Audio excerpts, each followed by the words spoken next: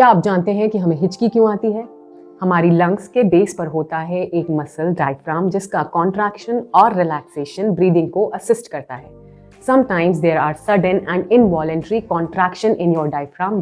ये एयर को upward force करता है जो कि यहाँ पर ग्लॉटिस होती है उसको क्लोज करता है। The sound of closure of glottis is the sound of hiccups।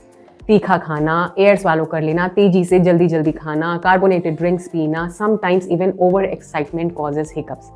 Now, अगर तीखा खाने से हिचकी हुई है तो simply reverse the signal by drinking water।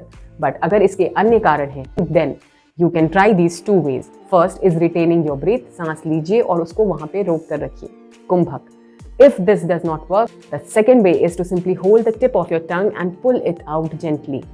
This stimulates your vagus nerves and further eases your diaphragms, and you get rid of your hiccups। Please subscribe and support this health channel, and do try these techniques when you have hiccups next time। Hari Om।